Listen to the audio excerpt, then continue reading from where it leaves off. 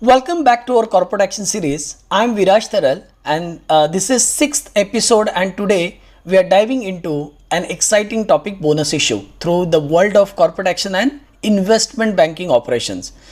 If you are new here, don't forget to check out our previous videos in the series for the comprehensive understanding. So let's start with the basic.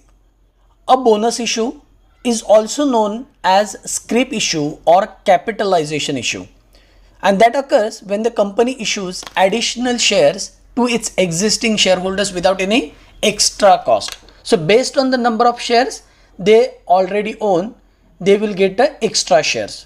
For example, if you own 100 shares and company declares 1:1 bonus issue, so you will receive an additional 100 shares at no extra cost.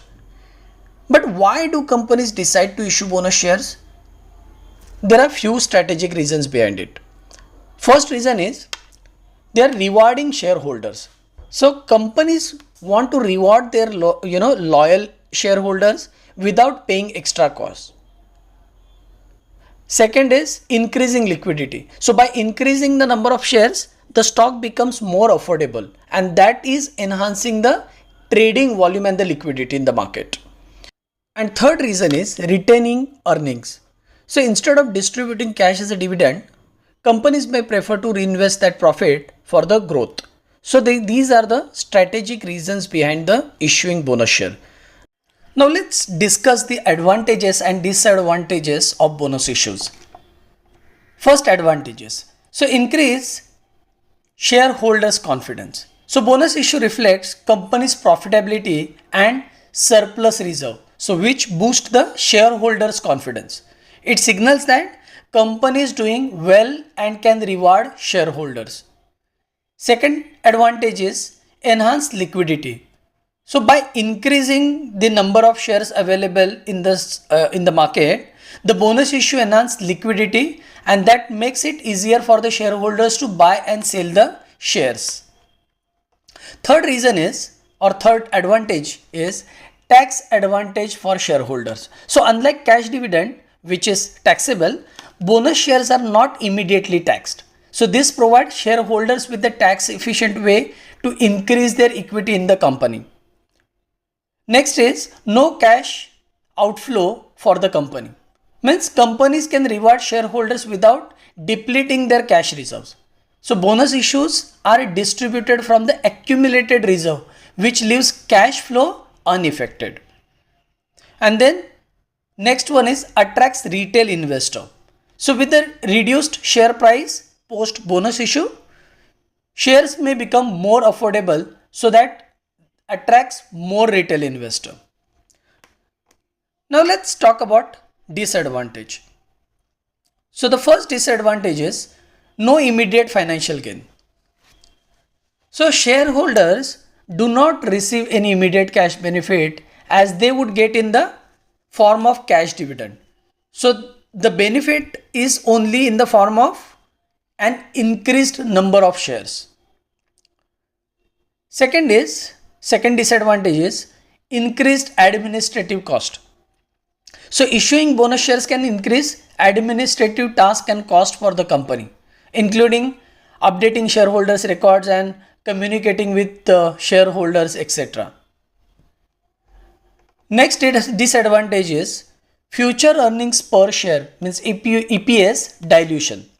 So with more shares in the market, company's future earning will be distributed among the large number of shares.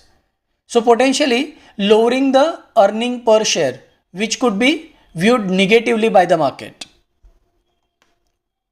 So now let's talk about how this affects investor.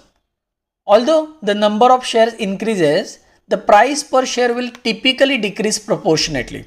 So this keeps the overall value of your holding about the same right after the bonus issue.